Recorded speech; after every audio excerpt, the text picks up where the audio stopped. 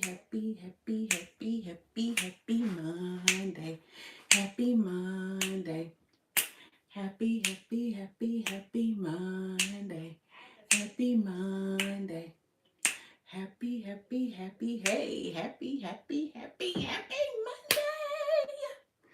Happy Monday. It is the last Monday of the year. Oh my gosh. Hold on a second. Let me get myself situated here. It is the last Monday of the year, y'all. Like, what? Oh my gosh. It's the last Monday of the year. Happy Monday. I am so excited. I must say, I am like, let me tell y'all, I'm really, really excited. This is the last Monday of 2025, and we're about to transition into a whole new year. I pray that you all are well. I pray that your families are well. I pray that you all had a spectacular Christmas and you are preparing to transition into a new year full of joy, full of life, and you're not waiting until January 1. 2026 gets here before you start making improvements and enhancements for your life. I pray that you are full of joy. I pray that you are finding every opportunity to express gratitude. One of the things, and I'm gonna tell y'all who I am in a minute. So as you come on in, just say hi, share this live with about 2 or 3 people. If you have not already, make sure you subscribe to my channel. Welcome to my YouTube channel. My name is Dr. JaNee Mobley. I'm affectionately known as Dr. JaNee, and I help professional women who lack fulfillment and clarity and focus cultivate, build self-confidence, self-awareness, and the boldness so that they can walk in their mandate and their authority and go for all of the amazing things that they want to achieve and accomplish in their lives. So one of the things that I was really, really focused on today, and I usually make it, it's a part of my daily, I won't say routine, but a part of my daily living is gratitude. Gratitude is something that is near and dear to me. And I know a lot of people talk about expressing gratitude, but I'm going to give it to you from a personal sense. So in 2012, my husband and I experienced being homeless, right? I was fired from my job. My husband was then, good evening, good morning, good afternoon. Make sure you share this live with about 2 or 3 people. If you haven't already, make sure you subscribe to my channel, and welcome to the last transformational Monday of 2025. All right, y'all tell me where y'all are tuning in from. So for those of you all who do not know, in 2012, my husband and I experienced being homeless. And there was one night that we slept in our Infiniti M35. And I always tell people the make and model of the vehicle, because sometimes, you see people riding around in really, really nice vehicles and you assume that they have it all together, they have money and everything is perfect. Now, here's the thing. There are some people who probably do. I know at one point we were doing well, but I said all of that to say that life shifted and we were sleeping in our car one night. We actually stayed with family members here and there. And one of the things that really, really kept me sane as a wife, a woman, a wife, and a soon-to-be mom, because I was good and pregnant during that time. That's when I found out I was pregnant while we were homeless. Like, what are the odds, right? Was literally remaining in a place of gratitude. I remember staying at our sister-in-law's house, and I remember every night when I would get in the shower, it was literally the place that I could have quiet time because that wasn't our home. And every time I would step in the shower, I would always just tell God, thank you for everything that I could think of. No, we weren't staying in our own place, but I was grateful that we had somewhere to stay at that night, right? I mean, during that night, I was grateful that I was able to take a shower, because there are some people who are homeless for real, like seriously homeless. And not to say that we weren't, but they're sleeping on the streets there. And I think about being a woman in total transparency, being a woman. I lost my job. Hi, Michaela. I hope I'm pronouncing that correctly. At the time, this was some years ago, and then my husband and I became homeless at the time.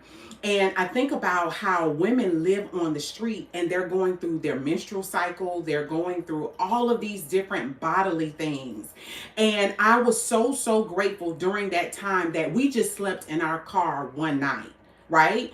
But we were able to stay with our pastor's parents. We stayed with my sister-in-law and my sister-in-law and her husband at the time, right?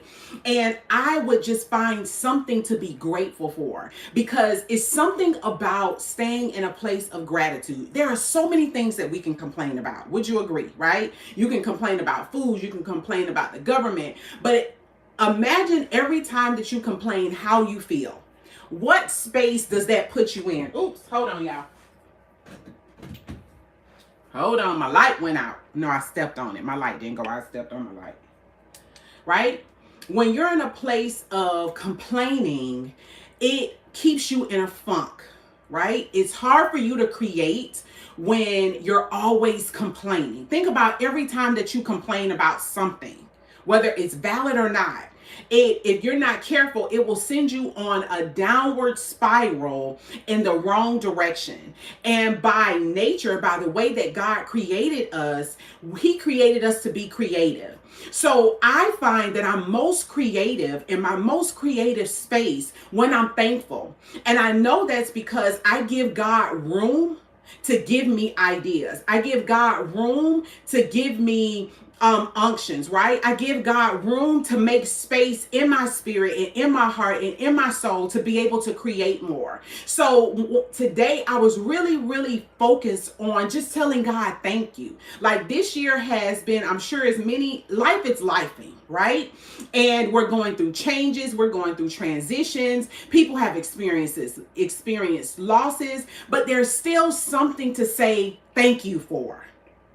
And when you stay in a place of gratitude, you create a space where you become more creative.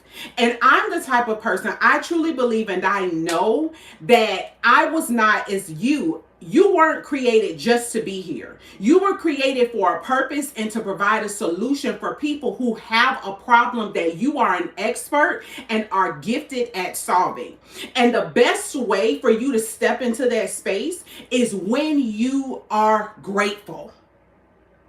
Somebody type gratitude or grateful in the chat. As a matter of fact, I want you to just say one thing that you are grateful for. Right? I want you to drop one thing that you are grateful for. And this is not even about what I was going to talk about on tonight, but I want you to really understand the power of just being grateful. Again, you can spend time. And let me tell you this.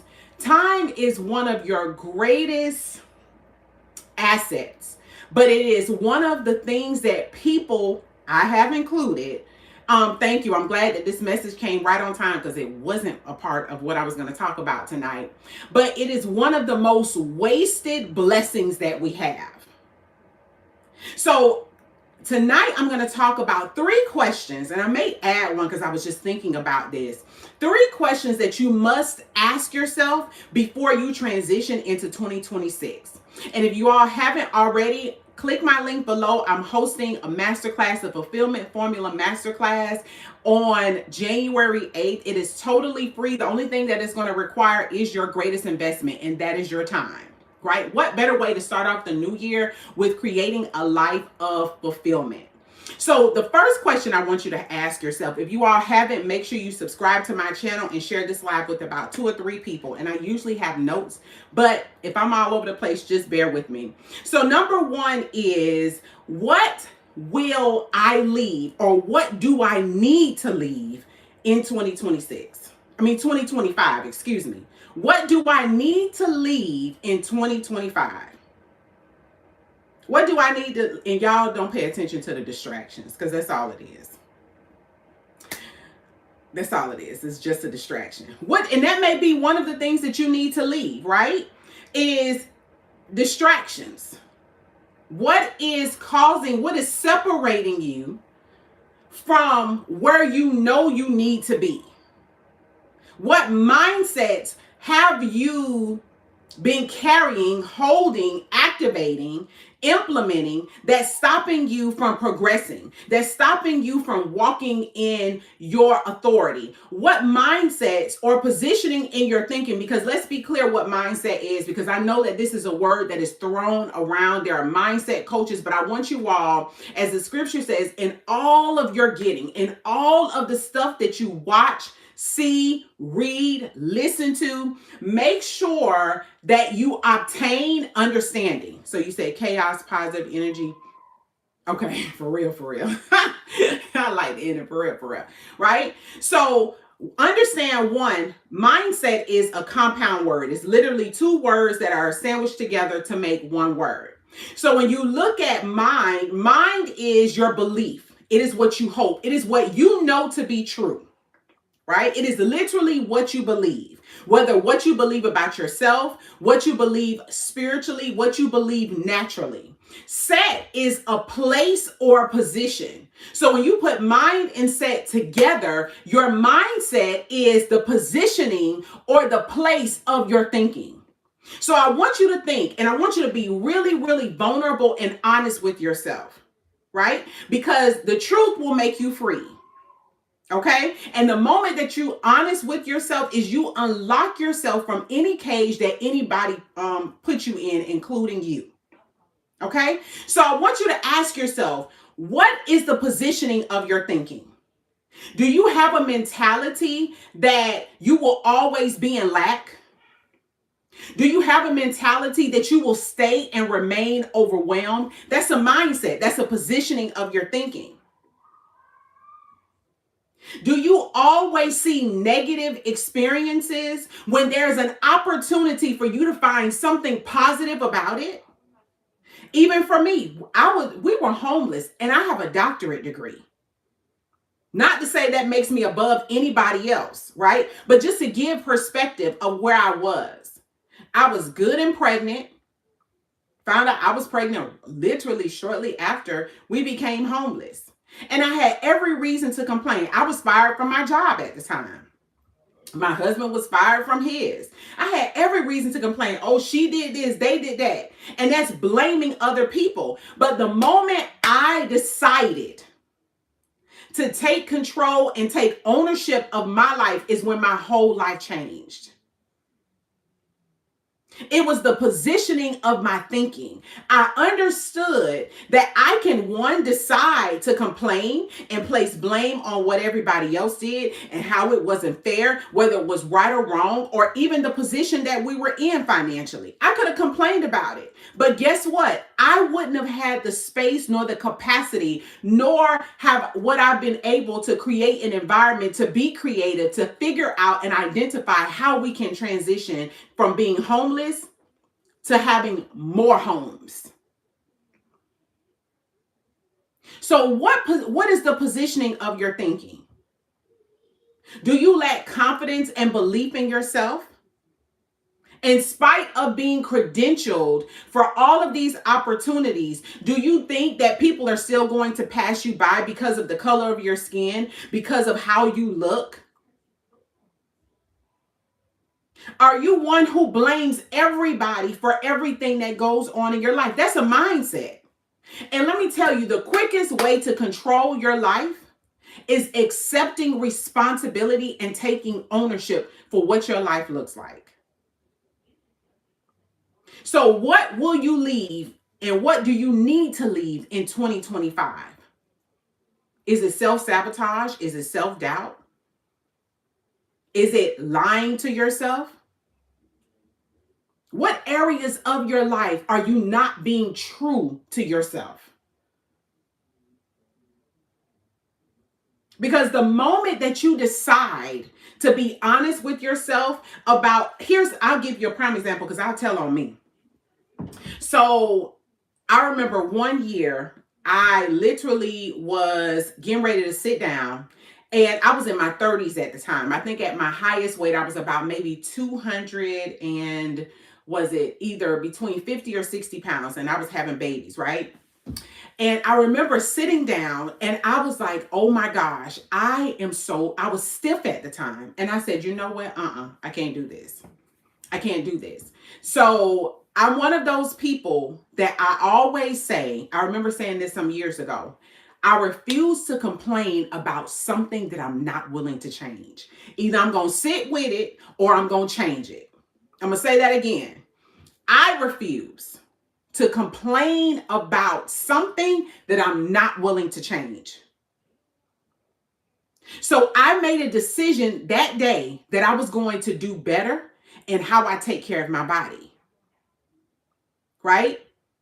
The moment that you make a decision to do something better for your life is the moment that your life changed. Now, I learned from Myron Golden, and if you all don't follow him, make sure you go to his page and follow him. Amazing man with amazing wisdom. And he shared the difference between a choice and making a decision. When you make a choice, you just pick one. This is why people just pick things and they change their mind. But when you decide, there is no other option. There is no turning back. You commit that this is what you're going to do and you're going to make it work. So for me, I decided that I was going to be healthier. It wasn't about losing 50 pounds, although I lost over 35 pounds. It wasn't even about, no, that's a whole lot. I lost over 50. I had to think about that. Even got below, right? So, because I don't calculate, I don't weigh myself frequently like that because I don't like scales. So I just know that I went from an 18 to now I'm in between a 12 and 24. And I was in an 18 women. You know how they have 18 and they have 18W? I was in an 18W, which was women, right? And now, gratefully, I'm in a Mrs. 14, Mrs. 12 in some cases. Went from a 2X to a large. Praise the Lord. But that was the effect of making a decision. So what mindsets do you need to leave in 2025? Ask yourself that. And when you ask yourself, be honest with yourself. The only way that your life will change and look different is when you're honest about you. Right? Which brings me to my next point, and I'm almost done. I got two more. Number 2, what will you bring with you in 2025 that adds to you? And when I think about adding, I think about well, they're not the same, but I think about adding and I think about multiplication. I want you to comb through 25, and I want you to ask yourself, what were some new things that you learned that has added to you? And when I say add, that has improved you, that has increased your finances, that has increased your income, that has eliminated debt, that has caused you to purchase more property. Uh-oh, there it is again, y'all. I'm just having a moment, right? I'm just having a moment. My green light went out. Okay, there we go. We back. Right? So what are some things that you learned this year that you're going to take with you into 2025? For me, I have learned the power of community. I remember in February, my husband became very sick, very, very sick. He was hospitalized for gratefully a short period of time. And it was community. Now, mind you, at the same time, I was working a full-time job. I was still being his wife, and we still had 3 small children at home that I had to create an environment where it was going to be stable. I had to maintain stability mentally and emotionally for myself and for our children while their dad was in the hospital. And it was the power of community that that increased my sanity, that maintained my sanity, that held me up. It was the prayers of people who weren't here physically with me that gave my husband strength. It was my coach who reminded me and who told us that if you must, on the journey of building your business, life is going to life. But if you must, slow down, but do not stop. It was the power of being a part of the right community that kept me going, that kept me encouraged, that kept me on the right track while he was going through what he was going through. So this year, one of the major things that I learned was the power of community. One of the reasons that my business is on the right side is I am a part of community. Y'all, if you think that you can succeed on your own, it is so not true. I heard someone say this some years ago, and it is a very true statement. There is no such thing as a self-made millionaire in literal sense. There is nothing new under the sun. So even if someone became a millionaire, they had to learn a new skill that somebody else taught them, whether directly or indirectly. So what did you learn? It can be a credential, whatever it is. What did you obtain? What did you learn? Even if it was from somebody's podcast, words of wisdom that you're going to take with you, pack with you, and walk into 2026. That can position you for progress. I learned the power of cultivating and developing the right, hear me good, the right marketing strategy. So last night I stayed up after my family was asleep and I worked on because I have my plan for 2026 for my business, but I worked on my first quarter marketing plan. So I know before I even walk into 2026, this is what we're doing. So I'm taking that with me.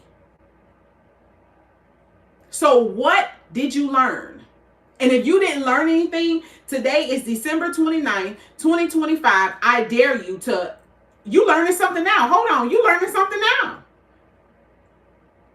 Identify the one thing that you are learning now that you can take with you into 2025.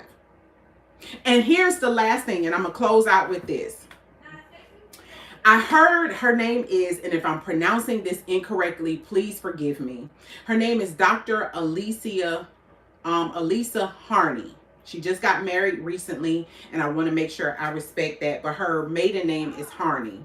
And she said something some years ago that has stuck with me. She said, you cannot fix what you do not face. And that brings me back to the scripture that says the truth will make you free. You cannot fix what you will not face. And if I misquoted that, that's what I got out of it. Okay. And if you haven't already, make sure you subscribe to my channel and click the link below to register for my free Formula to Fulfillment Formula Masterclass. Make sure you register and join me there next Thursday. So here's my question. And this is the last question I'm going to share. What do you need to face right now that you've been running from before you end 2025? Is it a traumatic experience? Is it something that you need to do, you need to do, but you haven't done yet? What is it that is chaotic even in your life? Or something that is broken? Or what part of you is broken that you have been camouflaging, that you have been hiding, that you have been faking like you're okay, but you're really not? You cannot fix what you will not face. The truth will make you free. This is a moment to be honest. Many of you all may be wondering, why haven't I accomplished X in life? Why haven't I reached this particular level in my business, in my life? It's because you're running from something in your life that's hindering your next level. And I truly believe God loves us so much that he doesn't want us taking stuff that's not going to help us to the next level. Because how many of you know the more you ascend, right? The more you ascend, it is challenging to climb a mountain when you have huge weight on your back. What emotional weight are you carrying that you need to let go that's going to make your ascension to your next level smoother and easier? What have you been carrying? What have you been holding on to? Who do you need to forgive? That's a big one. Who do you need to forgive?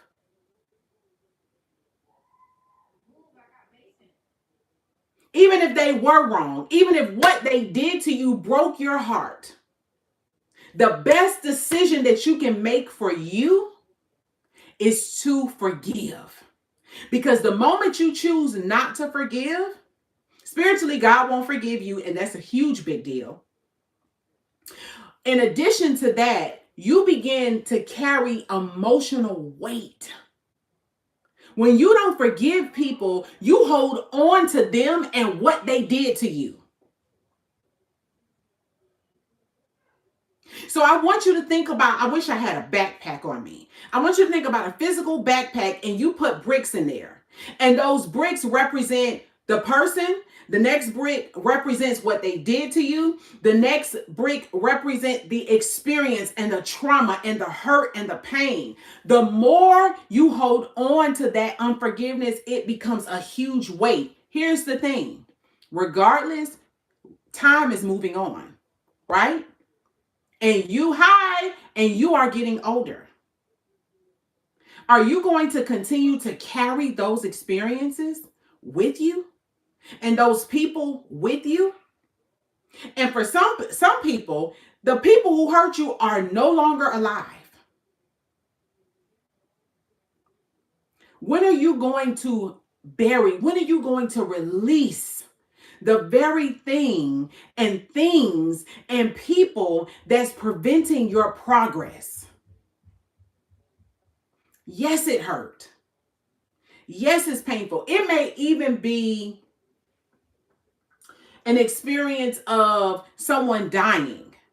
At the age of 15, I lost my father, and I was a whole daddy's girl. Okay. That was one of the biggest losses. That was the biggest loss that I had in my life outside of me losing a pregnancy. And it took work. It took for me to be honest with myself. It took for me to be vulnerable with myself, to express the pain, to express how I was feeling so that I can grow, so that I can progress in spite of and move on. So again, 3 questions. What do you need to leave in 2025 that's going to hinder your progress in 2026? What skills, what resources did you learn this year that you need to take with you into 2026? And lastly, what is it that you've been running away from that you need to face so that you can grow, so that you can progress, and so that you can prosper in 2026 and beyond? Make sure you answer those questions, not for me, but for you, so that you can be all that God created you to be. If you all would like to learn more, make sure you click the link below and join me for the Fulfillment Formula Masterclass. And if you haven't already, make sure you hit that subscribe button. You all have an amazing evening. And remember to know your worth. Good night, y'all. Bye. And Happy New Year!